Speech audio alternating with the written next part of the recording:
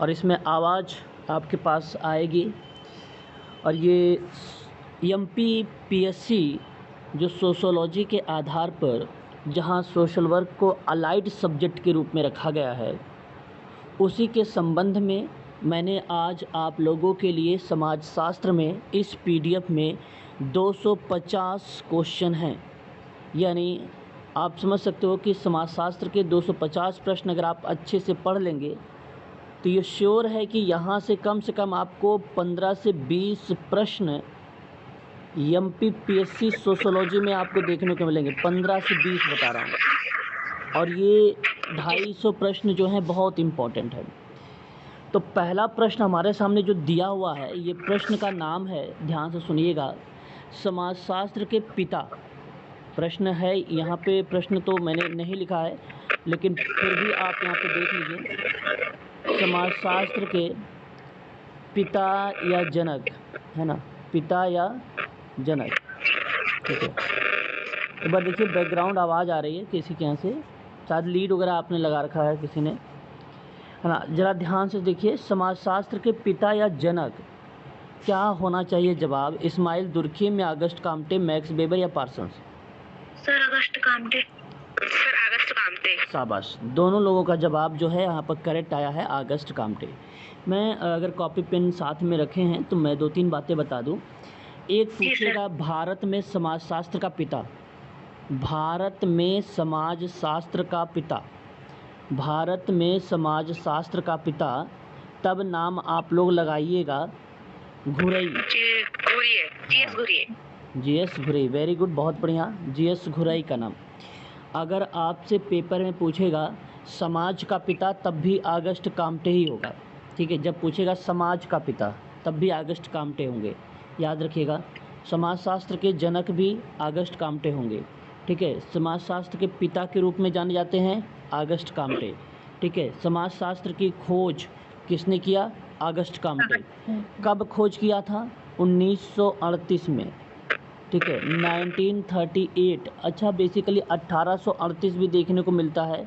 ठीक है, ये 1838 में, उस समय आपको बता दूं, ये वाला ऑप्शन जो जाता है, बेसिकली कहा जाता है कि ये समाजशास्त्र में इन्होंने कार्य वगैरह करना शुरू कर दिया था, इसलिए उनको जनक कहा गया। लेकिन जब समाजशास्त्र में समाज की प्रकृति और कारणों नियम की खोज करने की बात हुई, रूल रेगुलेशन को, तो समाजशास्त्र को एक नया विषय के रूप में जाना गया। और वो जो नया विषय था, 1 शताब्दी के बाद, कहने का भाव ये था कि प्रक्रिया इन्होंने संचालित कर दिया, लेकिन प्रकाशन बेसिकली 1938। ठीक है, 1938। तो मैं आपसे कहूँगा कि अगर पेपर में ये पूछे कि समाजशास्त्र की खोज कब हुई तो 1938 लिखिएगा। रीज़न भी बता देता हूँ आपको कि प्राकृतिक को लेकर, ठीक है, और वहाँ पर प्राकृतिक कारणों को लेकर, प्राकृतिक नियमों को लेकर एक नया विषय दिया था। तो नया विषय की प्रक्रिया 1938 आती है। ठीक है, आगे अगर हम बात करें, समाजशास्त्र के संस्थापक कौन है? Auguste Comte.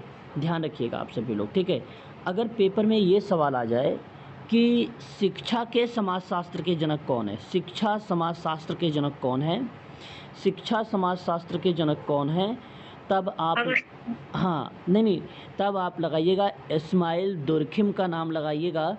और शिक्षा के समाजशास्त्र का जनक मैक्स वेबर को भी कहा जाता है। ठीक है, इस्माइल दुर्खिम और मैक्स वेबर दोनों लोगों को बोला जाता है शिक्षा के समाजशास्त्र के जनक, शिक्षा समाजशास्त्र के जनक। ठीक है, ये आप ध्यान रखिएगा। ठीक है, इम्पोर्टेंट रहेगा काफ़ी। ठीक है, ध्यान दीजिएगा। सर यदि एग्जाम में क्वेश्चन पेपर में ये शिक्षा के समाजशास्त्र के जनक ये दोनों आ गया, इस्माइल दुर्खिम भी, मैक्स वेबर भी, दोनों नहीं आएंगे, एक ही आएगा। ठीक है, दोनों को कहा जाता है तो इसलिए दोनों आएंगे ही नहीं। अगर दोनों आएंगे तो ऑप्शन में आ और सा लिख कर आएगा, ए और सी लिख कर आएगा, इस तरीके से ऑप्शन लिख कर आएगा, है ना। तो ये ध्यान रखिएगा अगस्ट काम्टे के बारे में। शिक्षा के जो संस्थापक हैं वो लॉर्ड मैकाले को जाना जाता है ना, लॉर्ड मैकाले।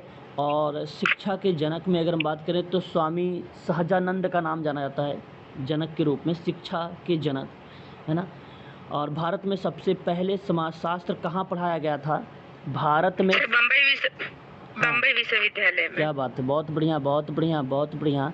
बॉम्बे विश्वविद्यालय में पढ़ाया गया था सन 1914 में, सन 1914 में। ठीक है, ये ध्यान रखिएगा, बहुत अच्छा जवाब आपका आया है। ठीक है, भारत में समाजशास्त्र के प्रथम अध्यक्ष कौन थे?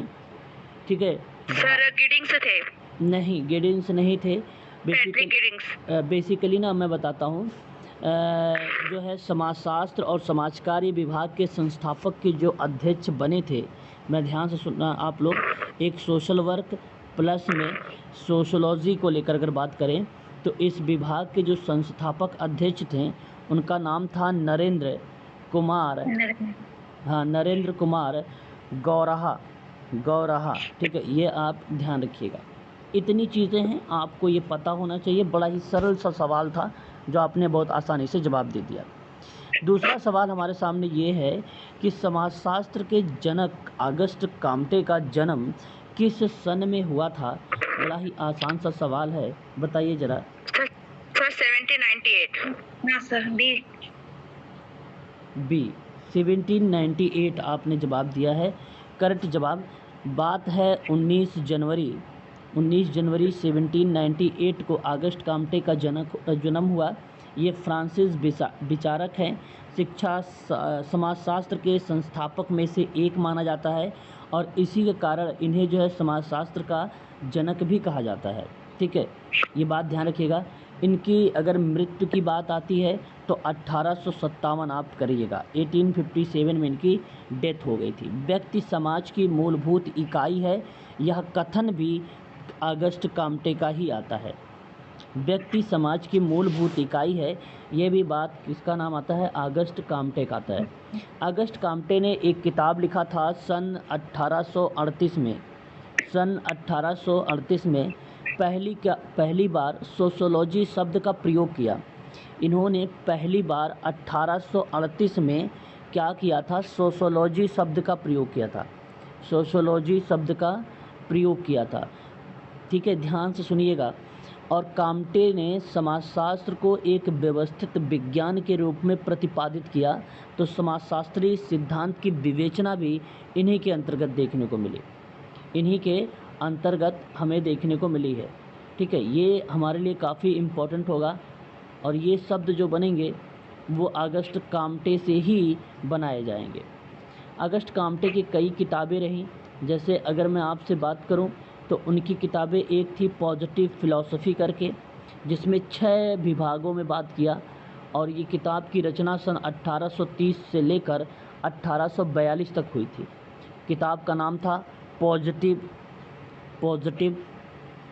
ठीक है, पॉजिटिव फ़िलॉसफ़ी। ठीक है, ये बात ध्यान रखिएगा। कई किताबें हैं, अभी आने वाले टाइम में मैं जिक्र करूँगा, वैसे तो मैंने आप लोगों को कई बार बता भी चुका हूँ, है ना। चलिए अगला सवाल देखते हैं। यहाँ पर सही जवाब ऑप्शन बी लगाया आपने। क्वेश्चन नंबर देखिए, भारत में वर्तमान समाजशास्त्र का अध्ययन कब प्रारंभ हुआ? सर 1919, यानी ऑप्शन बी करेक्ट हो जाएगा। 1919 में भारत में हाँ, ये आपका करेक्ट हो जाएगा। समाजशास्त्र की सर्वप्रथम पुस्तक कौन सी है, जरा मुझे बताइए। सर्वप्रथम पुस्तक कौन सी है? प्रिंसिपल ऑफ सोशियोलॉजी, ये बहुत समाजशास्त्र की प्रथम पुस्तक थी। और ये प्रथम पुस्तक में अगर मैं बात करूं तो नाम किस विद्वान का आता है? हर्बर्ट स्पेंसर का आता है। किसका आता है? हर्बर्ट स्पेंसर का आता है।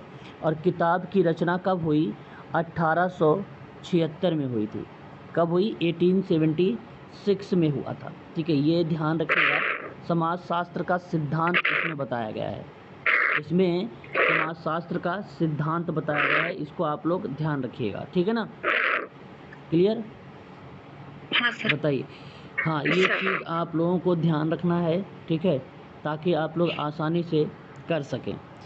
एक क्वेश्चन आप देख रहे हैं यहाँ पे ऑप्शन सी में, ह्यूमन सोसाइटी करके। ह्यूमन सोसाइटी एक किताब आई, काफ़ी फेमस किताब रही, और इस किताब में किसी की अगर भूमिका रही है तो वो रहा है किंग्सले डेविस। हाँ, किंग्सले डेविस का नाम आता है, ध्यान रखिएगा। और इस किताब को पब्लिश की गई थी कब? 1949 में। कब? 1949 में। बहुत ही फेमस किताब रही है ए किंग्सले डेविस की ह्यूमन सोसाइटी, ठीक है, ह्यूमन सोसाइटी। इसको आप ध्यान रखिएगा। अगला सवाल लेते हैं और क्वेश्चन नंबर 5 है सोशल स्ट्रक्चर ऑफ वैल्यू नामक किस जो है पुस्तक, इसके लेखक कौन है? यह जवाब आप मुझे बताएं। Sir Ramon Srinivasan. ओके, देखिए यहाँ अगर हमने बात किया है किताब को लेकर the social structure of value, अभी आपका ये टॉपिक रह गई है। अब शायद आपको याद आ रहा होगा सिलेबस, एक बार सोचिए, मैंने कई बार बोला हूँ कि आपका एक टॉपिक रह गया है वैल्यू, तो ये किताब किसका आना चाहिए? ऑप्शन 4 है, एक बार ध्यान से देखिए। Social structure sir Kamal Mukherjee. Very good. यहाँ हाँ 4 ऑप्शन जो आपने जवाब दिया है, देखिए आपने पढ़ा नहीं था लेकिन आपको मैंने कई बार बताया है कि वैल्यू रह गया है समाजशास्त्र में, वो मैं करवाऊंगा। तो इसी की किताब जो रह गई है वो राधा कमल मुखर्जी। आपने अगर ये कॉन्सेप्ट सोच के जवाब दिया है तो बहुत अच्छी बात है। ऑप्शन आपका यहाँ पे जो करेक्ट गया है वो डी वाला करेक्ट गया है। बेसिकली मैं आपको बता दूँ, हाँ, जो यहाँ पे सामाजिक संरचनाएं बताई जाती हैं उन सामाजिक संरचना में कई टाइप की जो है इंक्लूड की गई हैं एक प्रकार की वैल्यूज़। तो जैसे कि अभी मैं बताऊंगा आप लोगों को आने वाले टाइम में, एक होता है जस्टिस, फ्रीडम और रिस्पेक्ट और कम्युनिटी, ठीक है, और उसके बाद रिस्पॉन्सिबिलिटी। कुल 5 टाइप के जो हैं सोशल वैल्यूज़ के बारे में राधा कमल मुखर्जी ने जिक्र किया था, ठीक है, राधा कमल मुखर्जी ने इसके बारे में जिक्र किया है। बड़ी फेमस किताब रही है राधा कमल मुखर्जी की ये the structure of social value, है ना। ये बात आप लोग ज़रूर ध्यान में रखेंगे, इम्पॉर्टेंट तथ्य है, हम लोगों से पेपर में भी ये पूछे जा सकते हैं।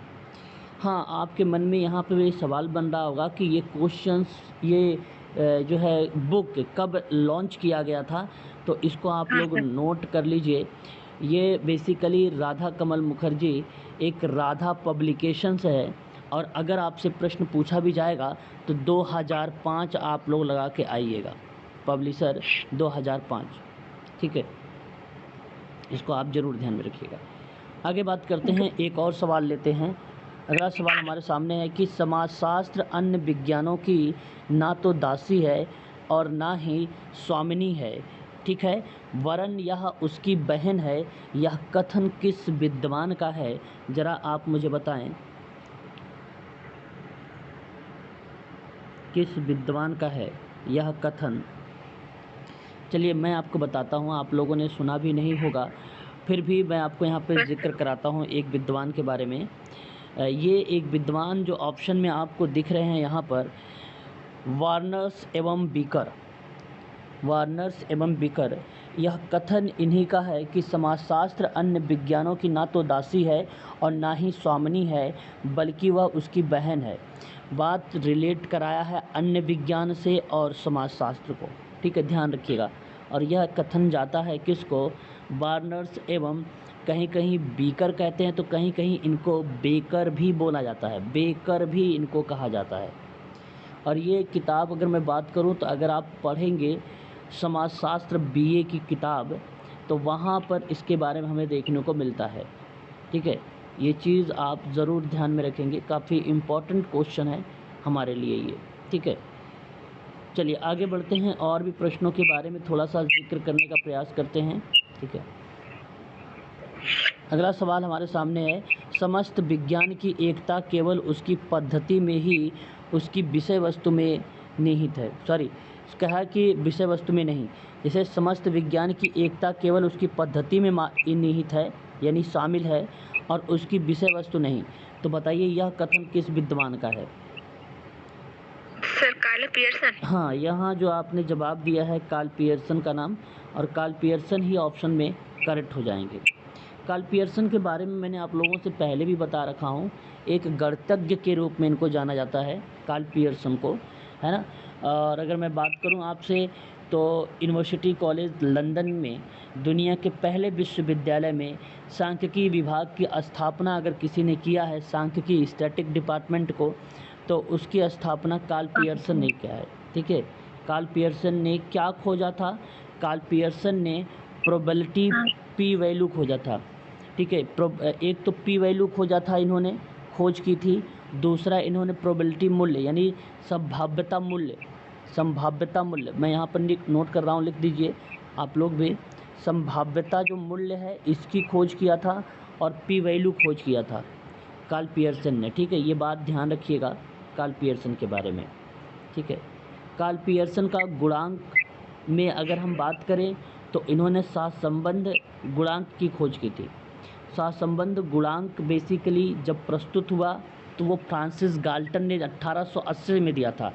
1880 में फ्रांसिस गाल्टन ने सहसंबंध गुणांक दिया था, लेकिन कार्ल पियर्सन ने इसको विकसित किया 1900 में। 1900 के दशक में इसको जो है विकसित किया कार्ल पियर्सन ने। याद रखिएगा, कार्ल पियर्सन का नाम बहुत इम्पोर्टेंट है, पेपर में पूछा जाता है। ठीक है, क्वेश्चन में 1900 हाँ, नहीं केवल 1900 में, हाँ केवल 1900 में। ठीक है, क्लियर हो गया? बता दीजिए एक बार। जी सर। चलिए अगला सवाल देखते हैं, एक और क्वेश्चंस करेंगे अभी हम लोग। और समाजशास्त्र की सर्वप्रथम पुस्तक कौन सी थी? अभी भी आप लोगों ने पढ़ा भी है, एक क्वेश्चन थोड़ा सा रिपीट हो गया है ना sir? Principle of sociology 1876 Herbert Spencer का नाम आता है ना?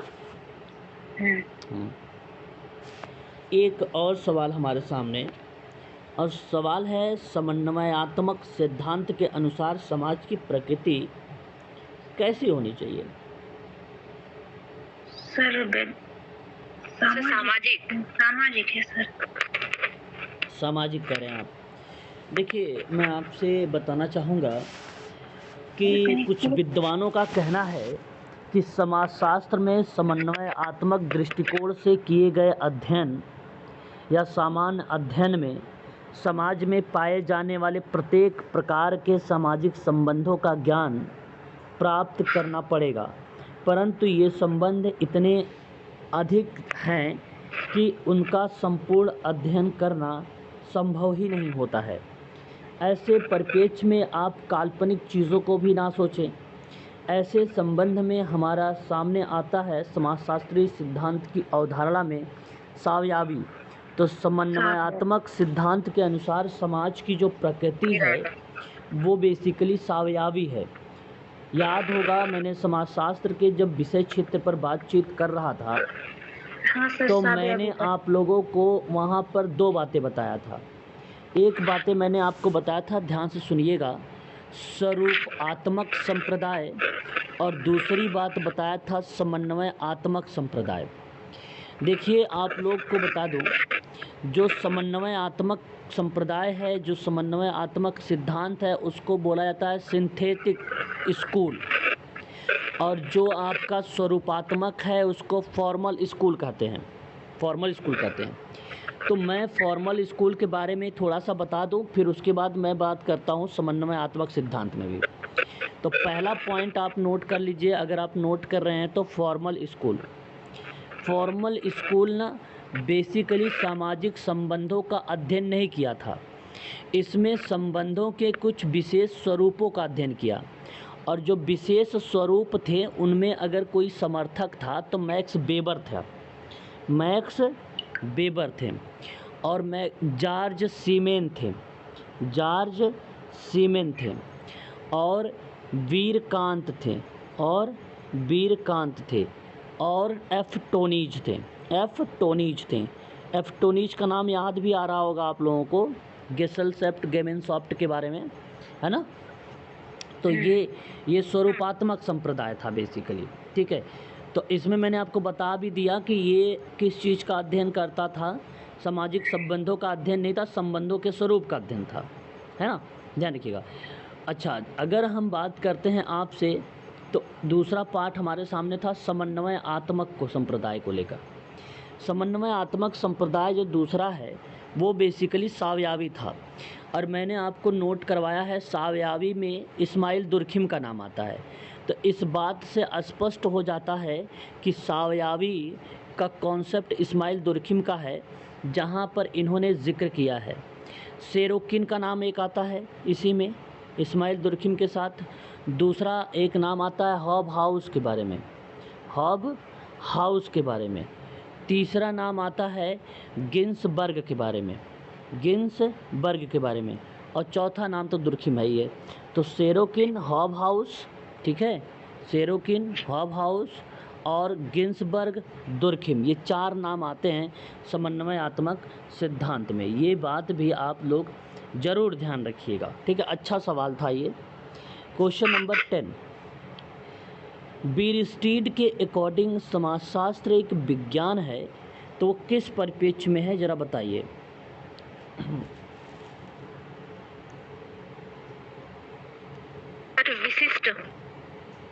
विशिष्ट परिप्रेक्ष्य में है। चलिए अब मेरी बातों को बड़ा ध्यान से सुनिए।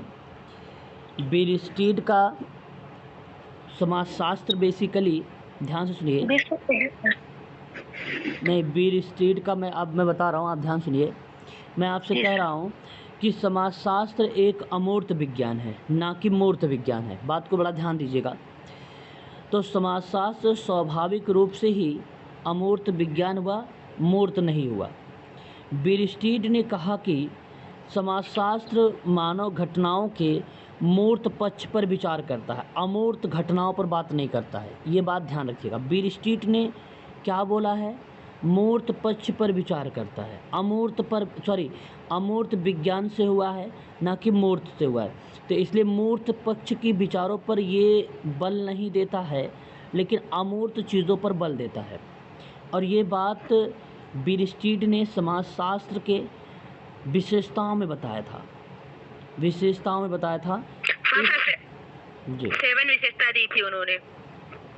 समाजशास्त्र की वैज्ञानिक प्रकृति के आधार पर निष्कर्ष जब दे रहा था तो 7 टाइप के उन्होंने इसके बारे में जिक्र किया था। ये बात आपने करेक्ट बताया है। जैसे अगर हम बात करें तो उसमें कई विद्वानों ने अलग अलग तरीके से अपने विचारों को जो है इन्होंने प्रकट किए थे। सही जवाब है आपके 7 टाइप, है ना। इसमें आपको वो भी चीज़ें आप बता सकते हैं। फिर भी रॉबर्ट बीरस्टीड एक फेमस पर्सन है कि नहीं समाजशास्त्र में, ये बात आप लोग ध्यान रखिएगा। और इन्होंने किस चीज़ पर बल दिया है ये बात जानना आप लोगों के लिए बहुत ही महत्वपूर्ण है, ठीक है। रॉबर्ट बीरस्टीड का नाम द सोशल ऑर्डर करके एक किताब थी, द सोशल ऑर्डर करके एक किताब थी। समाजशास्त्र विज्ञान में समर्थन को लेकर जब विशेषताओं पर बातचीत हुई तो उन्होंने कुछ अलग अलग तरीके की विशेषता बताया। जैसे अगर मैं आपको विशेषता की बात करूं तो समाजशास्त्र एक पॉजिटिव साइंस है। क्या है, वास्तविक विज्ञान है, ना कि आदर्शात्मक है, आदर्शात्मक नहीं मानते थे। दूसरा, समाजशास्त्र एक विशुद्ध है। क्या यहाँ पर ऑप्शन में विशुद्ध दिख रहा है? बिल्कुल दिख रहा है। लेकिन अब आप मेरी बात को बड़ा ध्यान से सुनिए, मैं इस प्रश्न को बहुत इम्पोर्टेंट के रूप में रखना चाहता हूँ। मैंने पहला पॉइंट बोला कि समाजशास्त्र वास्तविक विज्ञान है, क्या ऑप्शन में है? नहीं है। लेकिन वहीं उन्होंने कहा कि आदर्शात्मक नहीं है, तो इसलिए आपका सी कट गया। पहला पॉइंट मैंने क्लियर कर दिया। दूसरा पॉइंट में इन्होंने कहा कि समाजशास्त्र एक विशुद्ध है, विशुद्ध का मतलब प्योर विज्ञान है। तो नहीं, हाँ, प्योर विज्ञान है, प्योर विज्ञान है, विशुद्ध विज्ञान है। और इन्होंने कहा कि व्यवहारिक विज्ञान नहीं है, इसलिए आप ध्यान रखिए का ऑप्शन में व्यवहारिक नहीं लिखा है। फिर भी व्यवहारिक ऑप्शन में आ सकता था, क्योंकि व्यवहारिक को इन्होंने नहीं माना है। बात को बड़ा ध्यान से सुनिएगा, ठीक है। तो ये चीज़ विशुद्ध मिल गया है, इसलिए ऑप्शन नंबर डी करेक्ट जा रहा है। अभी ये डी है। फिर भी मैं अभी 4-5 बचे हैं, इनको समझा देता हूँ, इनको आप समझ लीजिए। फिर उसके बाद अगर मैं आपसे बात करता हूँ, समाजशास्त्र एक सामाजिक विज्ञान है। क्या सामाजिक विज्ञान है? तो ऑप्शन में है, नहीं है। फिर कहा कि फिर ना, यहाँ इन्होंने सामाजिक विज्ञान है लेकिन प्राकृतिक विज्ञान नहीं बताया। क्या नहीं बताया? प्राकृतिक विज्ञान नहीं बताया। इस चीज़ को भी, हाँ ध्यान रखिएगा। तो प्राकृतिक विज्ञान ऑप्शन में यहाँ पर जो दिया गया है 4 वाले में भी नहीं है, ठीक है। उसके बाद आपको आता है कि समाजशास्त्र अमूर्त है, अमूर्त ऑप्शन में नहीं है यहाँ पर। फिर उसने कहा कि मूर्त, ध्यान रखिएगा, उन्होंने ना कि मूर्त पर बल दिया। अमूर्त का मतलब होता है अबस्ट्रैक्ट है, कॉन्क्रीट का मतलब होता है मूर्त, तो मूर्त नहीं है अमूर्त है, ये बात इन्होंने बोला। फिर उसके बाद समाजशास्त्र सामान्य विज्ञान है, यानी इन्होंने जनरल साइंस की बात किया, लेकिन इन्होंने कहा कि समाजशास्त्र विशेष विज्ञान नहीं है, इसलिए स्पेशल साइंस नहीं है। फिर उन्होंने एक और बात बताई कि समाजशास्त्र तार्किक होता है। समाजशास्त्र क्या होता है? तार्किक होता है, और तार्किक का मतलब एक प्रकार से अगर मैं बात करूँ तो रेशनल होता है। और इन्होंने समाजशास्त्र को क्या नहीं बताया? अनुभव सिद्ध नहीं बताया, अनुभव सिद्ध नहीं बताया, ठीक है।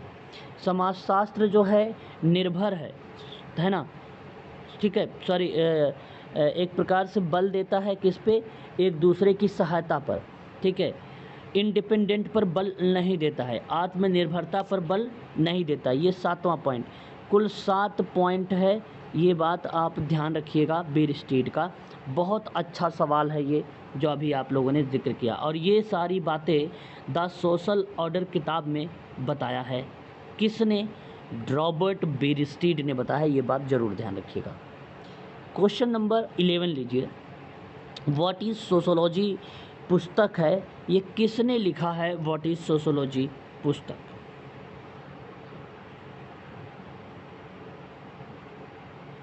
सर एलेक्स इक्लिस ने। Okay, what is sociology book है, बड़ी ही फेमस पुस्तक रही है। और इस किताब में अगर मैं आपसे बात करूं तो आपने एक जवाब दिया है जो है एलेक्स इंकलिंस। और यहाँ पे अगर मैं आपसे बात करूं तो जो करेक्ट जवाब गया है ऑप्शन नंबर आपका सी वाला करेक्ट गया है। क्या आपको पता है इस किताब का जब रचना हुई इनके द्वारा तो कब रचना की गई? क्या किसी को मालूम है इस किताब की रचना कब की गई? सर अभी याद नहीं आ रहा। कोई बात नहीं, अब मेरी बातों को आप लोग ध्यान से सुन लीजिए। काफ़ी फेमस किताबें रही ये, और इसकी रचना बेसिकली हमें जब देखने को मिलती है तो बीए की 3rd ईयर की बुक है। उस 3rd ईयर की बुक में पब्लिशर जो है एक जो है साहित्य भवन है, हाँ, उसके द्वारा बेसिकली पब्लिश की गई 2019 में, 2019 में, ठीक है, 2019 में। एक प्रकार से पब्लिशर है ये हाल ही का, तो इसलिए मैं आप लोगों से कहूँगा कि इसको आप अवश्य ध्यान रखें। लेकिन ये जब शुरुआत में आई किताब, मैं ध्यान से बता रहा हूँ, बात को ध्यान सुनिएगा। व्हाट इज सोशोलॉजी, तो ये 2019 का एलेक्स इंकेस का नाम 2019 में आया। लेकिन आप ये सोच रहे होंगे कि व्हाट इज़ सोशोलॉजी एक और किताब है, एक और इसी किताब है। ऑप्शन में उनका नाम नहीं है, वह नाम है नॉर्बर्ट एलिस, ठीक है, एलिस। और एलिस का जो नाम आता है वह प्रक्रिया पहली किताब के रूप में अगर हम बात करें तो आती है 1971 में, 1971 में, ठीक है। अच्छा, नॉर्बर्ट एलियास, क्या नाम आता है? नॉर्बर्ट एलियास का नाम आता है। सभ्यता का सिद्धांत इन्होंने दिया था, ठीक है, एलियास, ठीक है, बड़ा ही फेमस किताब 1971 में आया। और मैं नोट कर देता हूँ, उसे आप नोट करिए। इलियास एक विद्वान है, इसकी किताब है, ठीक है। समाजशास्त्र के समन्वयात्मक समर्थक, अभी अगर आप लोगों ने एक क्वेश्चन आया था, मैंने पढ़ाया था, थोड़ा सा एक्सप्लेन किया था, याद आ रहा होगा। गरिमा मैडम, अरे गरिमा कह रहा हूँ, राजकुमारी, जी सर। बताओ। सर वीरकांत, क्या बात है। देखिए आप लोग ध्यान दीजिएगा, समाजशास्त्र में समन्वयात्मक समर्थक के रूप में नाम किसका आता है, तो जिन्स जो है जिन्स वर्ग का नाम आता है। ठीक है, स्वरूपात्मक में आपको देखने को मिलता है मैक्स वेबर और गिडिंस और वीरकांत का। ऑप्शन यहाँ पे करेक्ट जाएगा बी वाला, है ना, बी सही रहेगा। ठीक है, बी ऑप्शन आपका करेक्ट हो जाएगा। ठीक है, option number B is the right answer होगा। आगे बात करते हैं कि समाजशास्त्र के अंतर्गत हम अध्ययन करते हैं क्या।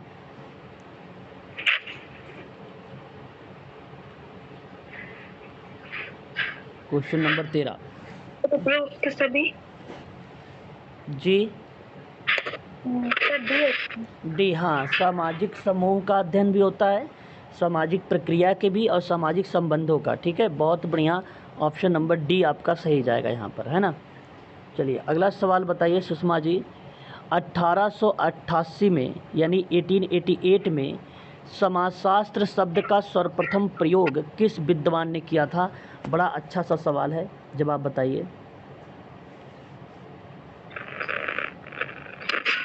Email Durkheim 1888। सर सर्वप्रथम तो अगस्त कामते ने किया था, लेकिन हाँ। सर ईयरली तो 1838 में किया था समाजशास्त्र का दुर्खिम। हाँ, सॉरी, अगस्त कामते ने 1838 में। मैंने आपको ये भी पढ़ाया कि वहाँ पे प्रकृति पर बात किया था, वहाँ पर प्रकृति पर बात किया है। हाँ, लेकिन ये जो 1888 वाला शब्द आप देख रहे हैं अगस्त कामटे का ही है, पर आप यहाँ पर थोड़ा सा इसके बारे में भी जान लीजिए कि किस परिप्रेक्ष्य में यह जो है 1888 में देखने को मिला। बेसिकली समाजशास्त्र को अस्तित्व में लाने का जो श्रेय है वो एक फ्रांस का विद्वान है जिसका नाम अगस्त कामटे है, फ्रांस का विद्वान है। इन्होंने बेसिकली अगर हम जिक्र करते हैं समाजशास्त्र शब्द का प्रयोग, ठीक है, नए विज्ञान के रूप में एक सन 1838 में दिया, 1838 के रूप में दिया। ध्यान से सुनिएगा, 1838 आपका करेक्ट जवाब होता, 1338 आपका करेक्ट जवाब होगा। ठीक है, यहाँ पे ऑप्शन 38 होना चाहिए था, क्वेश्चन ही गलत लिख दिया है। ठीक है, क्वेश्चन में ही गलती है, मिस्टेक है। मैं आपसे यहाँ पे 1838 कर देता हूँ, यह आपका करेक्ट हो जाएगा। तो इस शब्द का सर्वप्रथम प्रयोग जो है अगस्त कामटे आपका करेक्ट हो जाएगा, अगस्त कामटे आपका करेक्ट रहेगा। सोशियोलॉजी शब्द किन दो भाषाओं के शब्दों से मिलकर बना है, और मैंने पढ़ाया भी है आप लोगों को इसके बारे में। फर्स्ट आएगा सर इसका आंसर, लैटिन और ग्रीक। हाँ, लैटिन और ग्रीक जो दो शब्द देख रहे हैं उसके बारे में देखिए। सोशियोलॉजी शब्द की उत्पत्ति दो शब्दों से मिलकर बनी, जिसमें एक शब्द था लैटिन जो जिसका अगर हम बात करें लैटिन भाषा का, और दूसरा जो था वो था सोशियस जहाँ पे ग्रीक भाषा का था। लोगस जो शब्द लिखा गया वो बेसिकली लोगक शब्द था, लोगस जो शब्द था वो ग्रीक भाषा का था। लोगस का अर्थ होता था शास्त्र या अध्ययन, लेकिन जो सोशियस था जहाँ पे लैटिन शब्द यूज हुआ वहाँ पर अर्थ था सोशियस का समाज। ठीक है, समाज। तो शास्त्र अर्थ लोगस बताता है, अध्ययन अर्थ लोगस बताता है, और समाज अर्थ बताता है ग्रीक यानी सोशियस। ध्यान रखिएगा, सही जवाब ऑप्शन नंबर पहला गया है आपका। अगला सवाल लेते हैं क्वेश्चन नंबर 16 के बारे में। इतिहास अतीत की घटनाओं को किस प्रकार अध्ययन करता है। अतीत जो होता है, इतिहास अतीत घटनाओं को किस प्रकार जो है व्यवस्थित करता है, तो क्रमबद्धता के रूप में दर्शाता है, जो कि ऑप्शन नंबर बी आपका सही होगा, बी। समाजशास्त्र एकमात्र सामाजिक विज्ञान है, यह विचार किस विद्वान का है। क्वेश्चन नंबर 17 है, आप बताइए जरा, समाजशास्त्र एक मात्र सामाजिक विज्ञान है, यह कथन अगस्त कामटे का है। क्यों सुषमा जी, सही बात है ना। जी सर, हाँ जी सर। आगे बात करते हैं क्वेश्चन नंबर 18। देखिए जरा, समाजशास्त्र और अर्थशास्त्र में, बड़ा अच्छा सवाल है, बहुत ध्यान दीजिएगा। समाजशास्त्र और अर्थशास्त्र में जिस तथ्य का सामान्य रूप से अध्ययन किया जाता है वह क्या हो सकता है? बड़ा अच्छा सवाल है राजकुमारी जी, बताइए। सर फर्स्ट आएगा मांग पूर्ति का नियम।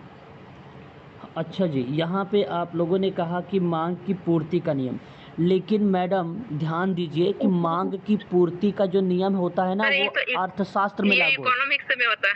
अरे वाह, वेरी गुड। अब बताइए, अब आपको ऑप्शन पहला कट गया, अब बचा आपके पास 3 ऑप्शन। सवाल फिर से देखिए, समाजशास्त्र और अर्थशास्त्र। सर बजट कल्याण भी इकोनॉमिक्स में आ जाएगा, ये भी नहीं होगा। बिल्कुल, बहुत बढ़िया कॉन्सेप्ट लगा रहा है आप, बहुत बढ़िया, बहुत बढ़िया। हाँ सर, श्रम कल्याण पर सर पारिवारिक व्यवस्था आएगा। पारिवारिक व्यवस्था ऑप्शन में है और एक है जी। हाँ सर, पारिवारिक ही आएगा। देखिए यहाँ पे ना आपने अभी भी गलत चले गए। पारिवारिक व्यवस्था का पार्ट अगर मैं बात करता, एक कैटेगरी चार्ट होता है। हाँ, और ये प्रक्रिया बेसिकली हम देखते हैं केस अध्ययन में। केस अध्ययन में पारिवारिक व्यवस्था हम बनाते हैं। जैसे हम कैटेगरी चार्ट बनाते हैं, हमने कहा कि एक दादा थे, एक दादी थी, है ना, उनके भी बच्चे थे 3, इस तरीके का हम चार्ट बनाते हैं। ये बेसिकली समाजशास्त्र को रिप्रेजेंट नहीं करता है, ये बेसिकली रिप्रेजेंट करता है पारिवारिक व्यवस्था, अगर हम जिक्र करें केस अध्ययन को। अब प्रश्न केस अध्ययन में समाजशास्त्र में नहीं होता है, ना ही अर्थशास्त्र में होता है केस अध्ययन।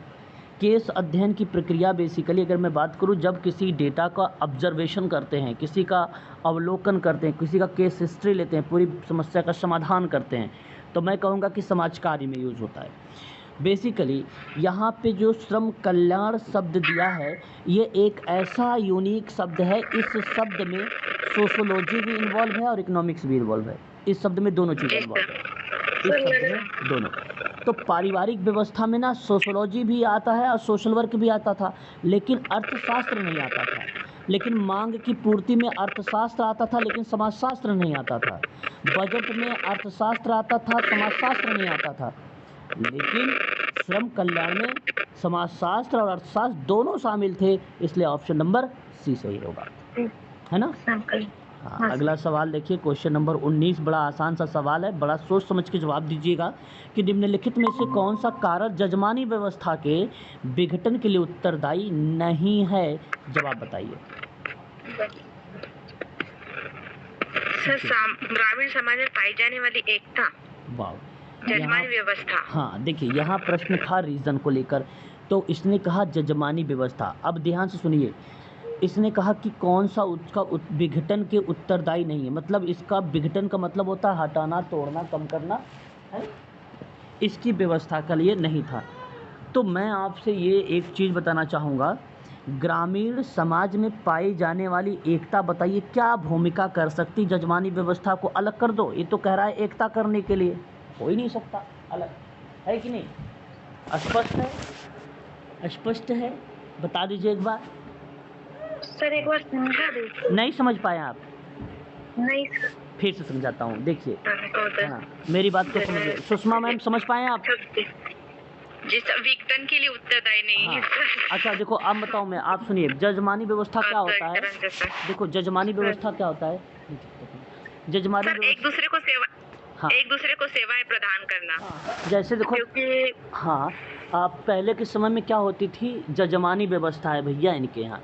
मतलब जजमानी व्यवस्था का मतलब ये था कि जैसे अगर मेरे दादा भाई बहुत बड़े रईस हैं, खेतिहर आदमी हैं, ठीक है, अब उसके बाद वहाँ पे वो जितनी पंचायत वगैरह होती थी उसके समस्या का समाधान करते थे, वो जजमानी व्यवस्था थी भाई, वो चली आ रही थी, उनका बहुत पुराना वो था, है ना। अब आप बताइए, अगर हमारे पास में अगर एकता रही तो क्या वहाँ पे जजमानी व्यवस्था टूट जाएगी? जजमानी व्यवस्था टूट जाएगी। अब जजमानी व्यवस्था विघटन का मतलब था टूटना, तो उत्तरदायी नहीं है, तो वो बेसिकली ग्रामीण। अब ये देखिए, एकता होगा तो कोई चीज़ टूटेगा थोड़ी ना, है कि नहीं? एकता से कोई चीज़ टूटती नहीं है। और हाँ, बढ़ती जनसंख्या रहेगी तो टूट जाएगी, औद्योगिकीकरण भी रहेगा तो टूट जाएगा, जिम्मेदारी अगर समाप्त हो जाएगी तो टूट जाएगी, लेकिन एकता रहेगी तो ग्रामीण व्यवस्था में जजमानी व्यवस्था नहीं टूटेगी। यहाँ पे सही जवाब ऑप्शन नंबर सी होगा, है ना, सी वाला करेक्ट है। क्वेश्चन नंबर 20 देख लीजिए, समाजशास्त्र एक विज्ञान है क्योंकि इसमें उपयोग होता है, बताइए क्या? वैज्ञानिक पद्धति का सर, वैज्ञानिक पद्धति का। बिल्कुल सर सही उपयोग जवाब। होता है हाँ, यहाँ पर यूज होता है। ऑलरेडी।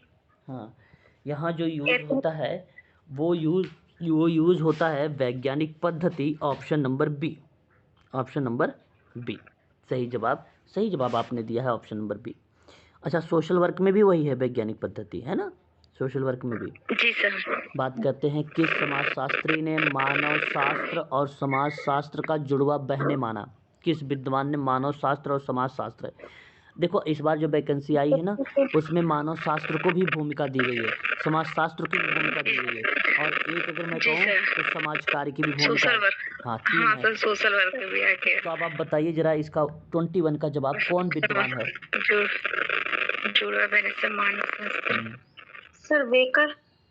नहीं, क्रोबर। एक क्रोबर विद्वान। क्रोबर आएगा सर। हाँ, क्रोबर। बिल्कुल।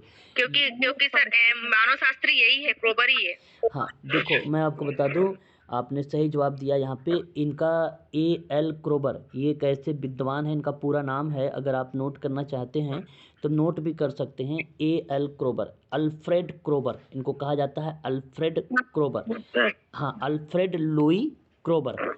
अल्फ्रेड लुई क्रोबर का कहना है कि समाजशास्त्र और मानव शास्त्र को जुड़वा बहने के रूप में इन्होंने माना है, और यह कथन सत्य है। यहाँ पर ऑप्शन नंबर जो जाएगा, Alfred Louis क्रोबर, option number D आपका सही रहेगा। ठीक है, क्रोबर। देखिए कभी कभी क्या होता है कि अगर आप ना यहाँ पे जैसे एक एक नाम आ रहा है शब्द में, तो मैं कहूँगा कि आप इसका पूरा नाम जब नोट करेंगे ना, तब आप वो चीज़ें और अच्छे से आपको चीज़ें दिमाग में आती रहेंगी, बैठती रहेंगी सारी चीज़ें। इसलिए पूरा नाम ज़रूर कॉपी पेन अगर हो तो साथ में लिखें तो सबसे अच्छी बात रहेगी। मैं आप सबको यही सजेस्ट करूँगा। क्वेश्चन नंबर 22 देख लीजिए। निम्नलिखित में से किस विद्वान ने अपनी पुस्तक सोशल ऑर्गेनाइजेशन, बच्चों को सबको मालूम होगा, और बात प्राथमिक समूह, अच्छा कब, वर्ष बता दीजिए। सर 1909 में। वेरी गुड, बहुत बढ़िया, यही पूछना था और आपने सही जवाब दिया। वेरी गुड, बहुत अच्छा। चलिए, अच्छा रिस्पांस दे रहे हो आज आप लोग, 2 ही बच्चे हो लेकिन बहुत बढ़िया लग रहा है मुझे। क्वेश्चन नंबर 23 देखिए। किसी समूह की स्थापना किन व्यक्तियों द्वारा होती है? 4 ऑप्शन आपके सामने, जरा जवाब बताइए। सर आ जाएगा टी। बिल्कुल, किसी समूह की स्थापना किन व्यक्तियों द्वारा होती है? तो एक, जिनके हित समान हो, बिल्कुल सही कह रहे हैं।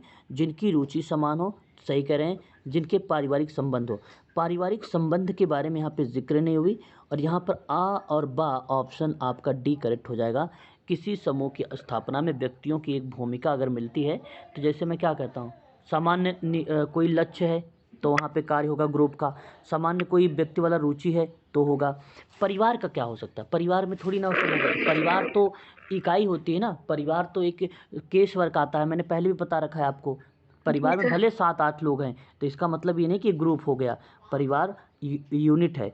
आपने पढ़ा होगा, समाज जो है, समाज में अगर हम बात करें, जो परिवार की भूमिका है एक इकाई के रूप में होती है। ठीक है, ये बात ज़रूर ध्यान रखिएगा आप लोग। तो इसलिए पारिवारिक संबंध तो होगा ही नहीं। मैंने अगर कहा कोई, मान लो जी कोई समस्या का समाधान करना है ग्रुप वर्क में, तो वो समान प्रॉब्लमेटिक वाले बिहेवियर वाले बच्चे होने चाहिए उस ग्रुप के लोग। ठीक है, समान हित या समान रुचि। चलिए देखिए, महाराज जी सुबह हो गई इनकी, है ना। आगे देखिए, नेक्स्ट क्वेश्चन 24 देखेंगे, और क्वेश्चन है कि सामाजिक समूह को अस्थाई और अस्थाई समूह में किसने विभाजन किया है? 4 ऑप्शन आपके सामने, बड़ा अच्छा सवाल है। सर आ जाएगा गिरीन सर। हाँ, बहुत बढ़िया जवाब भाई, क्या बात है। इसको ना आप लोग पढ़ लीजिएगा, जो समूह का क्लासिफिकेशन है ना, इसको ज़रूर आप पढ़िएगा, क्योंकि ये MPPSC में आप लोगों से सवाल बनाएगा। बहुत इंपॉर्टेंट क्वेश्चन है ये। समाजशास्त्र अगर आप पढ़ रहे हैं, अगर ये ना पढ़ के जाएँ तो फिर तो बेकार है। समूह का बारे में, समूह का वर्गीकरण बहुत इंपॉर्टेंट होता है, और ये हर बार प्रश्न आता है किसी भी, चाहे वो UGC हो, कोई भी एग्ज़ाम हो, बट वो समाजशास्त्र हो, है ना, तो उसमें ज़रूर पूछा जाता है। ये फेमस सवाल है ये। अगला बात करते हैं क्वेश्चन नंबर 25। प्राथमिक और द्वितीयक समूह का क्लासिफिकेशन, ये तो आप लोग बता देंगे, बताइए इसे। कूले। देखो क्या कर रहे हो भाई, गड़बड़ मत करो, आग बंद नहीं होंगे, कूले होंगे। सही जवाब ऑप्शन नंबर सी, है ना, सही, बहुत बढ़िया। क्वेश्चन नंबर ये देखिए, संदर्भ समूह में 2 बातें पूछूंगा इसमें। पहले ये बता दीजिए, संदर्भ समूह शब्द का प्रयोग सर्वप्रथम किसने किया? सर्वप्रथम हाइमन ने किया, और लेकिन सर इसका ज्यादा विकास मर्टन ने किया। बस यही। चलिए बहुत बढ़िया। मैं यही पूछ रहा था आप लोगों से कि इसके विकास पर अगर किसी ने बल दिया है तो आर के मर्टन ने दिया है, लेकिन प्रश्न था यहाँ पे कि सर्वप्रथम प्रयोग किसने किया, तो हाइमन था। यहाँ पर ध्यान रखेंगे, ऑप्शन नंबर डी आपका करेक्ट था। यहाँ पर डी वाला, ए नहीं था, डी सही था। ठीक है, डी पता चले आप ए लगा दें। क्वेश्चन नंबर 27 देखिए, निम्नलिखित में से अस्थायी समूह कौन सा है? अस्थायी समूह सर भीड़। कल शायद किसी बच्चे ने बताया भी था। यहाँ पे सही जवाब जो होगा, कल भी प्रश्न हम लोग कर रहे थे तो उसमें भी भीड़ ही आया था। ठीक है, वो बेसिकली द्वितीयक समूह का पार्ट था। यहाँ पर ऑप्शन नंबर आपका आ रहा है बी, भीड़ आपका करेक्ट है ये। ठीक है, एक और सवाल देखिए, सभ्यता के विकास के साथ साथ समाज में समूह की संख्या बताइए, बढ़ती है, घटती है या परिवर्तित होती है, प्रभावित होती है, क्या होती है? सभ्यता के विकास सर बढ़ती है। देखिए बढ़ती जाती है। हाँ, सभ्यता का जब विकास होगा तो साथ साथ समाज में समूह की संख्या बढ़ेगी ना। मैं कह रहा हूँ हाँ, मैंने सभ्यता का विकास बढ़ेगी। भाई सभ्यता है, कॉमन सी बात अगर हम लोग सोचें ऐसे, भाई ये फलाने सभ्यता के हैं, वो सभ्यता के, अब मैं अपनी सभ्यता को विकास करूँगा तो लोग विकास होगा तब, जब वहाँ पे ना समूह फिर बढ़ेगा तब बढ़ेगा। तो ऑप्शन नंबर ही आपका हो जाएगा बी। परिवर्तित नहीं हो सकता है, परिवर्तित गलत शब्द है। परिवर्तित रिलेट ही नहीं करता सभ्यता को। परिवर्तित क्या, व्यवहार परिवर्तित होता है ना, ये रिलेट होता है, सभ्यता नहीं। संदर्भ समूह होता है बताइए क्या, प्राथमिक, द्वितीयक, अंतः, उपयुक्त में से कोई नहीं?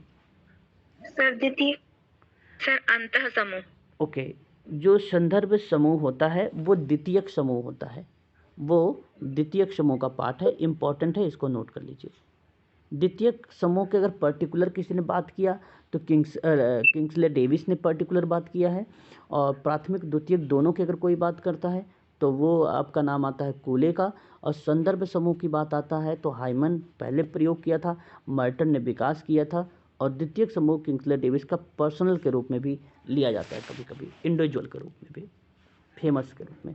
अंतः समूह और बाह्य समूह तो आपको मालूम होगा, नाम आता है उसका समनर का। Very good. हाँ, एक किताब थी उसका नाम था फोकवेज, है ना, 1906 में आई थी। हाँ 1906 जनरीतियाँ। वेरी गुड, बहुत बढ़िया बहुत बढ़िया, काफ़ी तेज हैं आप लोग। क्वेश्चन नंबर 30 देखिए, निम्नलिखित में से सामाजिक समूह का लक्ष्य कौन सा है? बताइए बताइए, सामाजिक समूह का लक्ष्य कौन सा है? तीसरा, अच्छा सवाल है, बड़ा सोच। सर समुदाय में अनिवार्य सदस्यता होती है। सर नहीं सर, अनिवार्य सदस्यता सर समुदाय में होती है, समूह में अनिवार्य सदस्यता नहीं होती। तो समानता सामाजिक समूह का लक्ष्य, समानता सदस्यता। ये बहुत बढ़िया, एफर्ट अच्छा कर रहे हो, अच्छा विचार कर रहे हो, लेकिन पहुंचिए वहां तक। सर समूह का लक्ष्य समानता में आ जाएगा। समूह का लक्ष्य समानता में आ जाएगा। देखिए मैं आपको बता दूं, समानता तो आपको तो कम्युनिटी में भी आ जाती है अगर आप इस तरीके से सोच रहे थे। नहीं तो मैं आपसे बताऊं, बहुत बढ़िया, आपने पहली बात तो आपने बहुत अच्छा सोचा कि जब अनिवार्य सदस्यता आपकी वहाँ पर दिखा रही है कम्युनिटी में, तो ना दिखाना बेसिकली समूह कार्य के लक्ष्य में सदस्यता ही आती है वहाँ पे। और सिंपल सवाल है कि निम्नलिखित में से सामाजिक समूह का लक्ष्य जो होता है, सामाजिक समूह का जो लक्ष्य होता है वो सदस्यता, ग्रुप क्या है, 2 या 2 से अधिक लोगों का, तो वो सदस्यता है। अब समानता तो आपका इन्वॉल्व है, लेकिन ये लक्ष्य थोड़ी ना है। लक्ष्य आप सोचो ना, लक्ष्य तो मैं कह रहा हूँ काम कर रहा हूँ लोगों के साथ, तो मुझे इक्वलिटी बनानी है, ये समानता। अब ये पार्ट आपका समानता कम्युनिटी वर्क में भी रहेगा, ग्रुप वर्क में भी रहेगा, केस वर्क में भी रहेगा। और आदान प्रदान का जो संबंध है, आदान प्रदान का संबंध प्राथमिक समूह का पार्ट बनता है, बट यहाँ पे सामाजिक समूह का कोई लक्ष्य ही नहीं है कि आदान प्रदान का ये सामाजिक समूह का लक्ष्य का मतलब टारगेट गोल होता है। आपका गोल क्या है? ज़्यादा से ज़्यादा लोगों को जोड़ना। लक्ष्य ग्रुप में क्या है? लोगों को ज़्यादा से ज़्यादा जोड़ना, लोगों को जागरूक करना, है ना। लक्ष्य आपकी सदस्यता बताती, और अनिवार्यता के रूप में नहीं होगी। ये ऑप्शन आपका पहला करेक्ट चला जाएगा। ठीक है, पहला ऑप्शन करेक्ट चला जाएगा। एक सवाल और बताइए आप लोग, जब कभी 2 या 2 से अधिक व्यक्ति एक साथ मिलते हैं और एक दूसरे को प्रभावित करते हैं तो वे सामाजिक समूह का निर्माण करते हैं, और यह परिभाषा किस विद्वान द्वारा दी गई है? जी sir MacIver and Page. MacIver and Page, MacIver and Page. Ogburn और निमकाफ का यहाँ पे कॉन्सेप्ट आएगा, मैकआइवर एंड पेज का नहीं होगा। जब कभी दो या दो से अधिक व्यक्ति एक साथ मिलते हैं, एक दूसरे को प्रभावित करते हैं, तो सामाजिक समूह का निर्माण होता है। और सामाजिक समूह का निर्माण में परिभाषा आगबन और निमकाफ ने दिया है। ऑप्शन नंबर आपका डी करेक्ट रहेगा यहाँ पर। हाँ सर, मैकआइवर पेज ने तो सामाजिक संबंधों का जाल कहा है। हाँ, सामाजिक संबंधों का जाल है। एक बार देखिए अगला सवाल, संदर्भ समूह नकारात्मक भी हो सकता है, या कथन किसका है भाई? नकारात्मक भी हो सकता है। सर मटन का नहीं, देखिए ध्यान से सुनिएगा। सॉरी सर, क्लाइनबर्ग का होगा ये। हाँ, क्लाइनबर्ग, वेरी गुड, क्लाइनबर्ग का। Option number B. देखिए, संदर्भ समूह के बारे में पहले प्रयोग हाइमन ने किया, विकास मर्टन ने किया। नकारात्मक हो सकता है, कथन क्लाइनबर्ग का है। ऑप्शन नंबर बी करेक्ट होगा। बहुत बढ़िया, बहुत बढ़िया। अगला सवाल, निम्नलिखित में से कौन सा एक समूह रक्त संबंध पर आधारित है, ब्लड रिलेशन पर आधारित है? 4 ऑप्शन, परिवार, क्रीड़ा समूह, पड़ोस, श्रोता समूह। सर परिवार आएगा रक्त संबंधों पर। ओके, रक्त संबंधों पर अगर हम बात करते हैं, फैमिली। बहुत बढ़िया जवाब, ऑप्शन नंबर ए, गुड, बहुत बढ़िया। अच्छा, क्वेश्चन नंबर 34, समाज में क्या पाया जाता है? केवल सहयोग, केवल संघर्ष, संघर्ष और सहयोग, उपरोक्त में से कोई नहीं। सर आ जाएगा, दोनों आएगा। बिल्कुल, सहयोग और संघर्ष दोनों होता है। गुड गुड, वेरी गुड, बहुत बढ़िया, बहुत बढ़िया जवाब। Option number C is the right answer होगा। गुड। अगला सवाल, वर्ग विहीन समाज की अवधारणा किस विद्वान ने प्रस्तुत की है? वर्ग विहीन बहुत अच्छा शब्द है, मैंने शायद आपको जिक्र भी किया है। ये मार्क्स का है, कार्ल मार्क्स का। बिल्कुल करेक्ट जवाब, Karl Marx is the right answer होगा। कार्ल मार्क्स से ही करेक्ट जवाब होंगे। एक समाज क्या हो सकता है? मूर्त, अमूर्त, मूर्त और अमूर्त दोनों, या इनमें से कोई नहीं। क्वेश्चन नंबर 36, जो मूर्त होता है, अमूर्त नहीं होता। सॉरी सर, अमूर्त होता है, अमूर्त होता है सर, समुदाय मूर्त होता है। हाँ, अमूर्त होता है, बिल्कुल सही जवाब। एक समाज जो है ना, अमूर्त होता है, जो कि ऑप्शन नंबर ए आपका करेक्ट रहेगा यहाँ पर, है ना। इसके बारे में मैं आप लोगों को एक बार फिर बताऊंगा आने वाला समय में। समाज के बारे में कॉन्सेप्ट जब क्लियर करूंगा तो वहाँ पे आएगा। यूनिट नंबर 3 का ये पार्ट है सोशल वर्क का, ठीक है। आगे बात करते हैं, समाज सामाजिक संबंधों का जाल है। चलिए, बहुत बढ़िया, बताइए Sushma ji. Sir sir मैकआइवर page का है। हाँ, ये एक ऐसी जोड़ी है, ऑप्शन नंबर बी, जो मैकआइवर पेज की बड़ी फेमस रही है इस स्टेटमेंट को लेकर। Option number B. बात करते हैं समाज सामाजिक, अगर रिपीट हो गया, जहाँ देखिए, जहाँ जीवन है वहीं समाज है, ये भी बात सही है। जहाँ मैकआइवर पेज, ओके, जहाँ जीवन है, बिल्कुल बात सही है, मैकआइवर एंड पेज। जहाँ जीवन है वहीं समाज है, MacIver Page is the right answer. समुदाय होता है क्या? अभी अभी आप लोगों में से जवाब भी किसी बच्चे ने दिया था, बताइए क्या होना चाहिए? मूर्त होता है। बिल्कुल, option number A is the right. समुदाय मूर्त होता है। समुदाय मूर्त होता है, समाज अमूर्त होता है। वेरी गुड, बहुत बढ़िया। लघु समुदाय की अवधारणा किसने दिया है? विथ वर्ष के साथ बताएंगे सुषमा, बताओ। सर रॉबर्ट रेडफील्ड ने दिया है 1930 में। नहीं, आप लिटिल कम्युनिटी। आप बताइए जरा। हाँ, दुबे जी क्या होगा? सर मुझे लिटिल कम्युनिटी नहीं पता? नहीं सर, लिटिल कम्युनिटी में लिया है सर रॉबर्ट रेडफील्ड ने लघु समुदाय की अवधारणा 1930। मैंने 1930 पढ़ा है। 1930 नहीं है, 1955 है। कहाँ पढ़ लिया आपने? 1955 है लिटिल कम्युनिटी। क्योंकि सर मैंने लिटिल कम्युनिटी एक बुक में पढ़ा है, 1930 से पढ़ा है, मैंने लिखा भी, नोट डाउन भी किया था। तो नहीं 1930 नहीं होगा मैडम, गलत हो गया। हाँ, गलत हो गया वो, आप उसको सही कर लीजिएगा। और ध्यान रखिए कि लिटिल कम्युनिटी, उसमें सिर्फ रेडफील्ड लिखा है, उसमें लघु समुदाय। रॉबर्ट रेडफील्ड, ऑप्शन नंबर, हाँ, लघु समुदाय। देखिए, ये द लिटिल कम्युनिटी के बारे में ना, लिटिल कम्युनिटी को हिंदी में लघु समुदाय कहते हैं हिंदी में। और इसकी विशेषता आप ध्यान रखिएगा, इन्होंने विशेषता क्या क्या बताई है। एक तो शब्द इन्होंने विशिष्टता को रखा है ना, विशिष्टता, समजातीयता, लघुता और एक आत्मनिर्भरता। कभी कभी जो एक रूपता है ना, उसको समरूपता भी कहते हैं।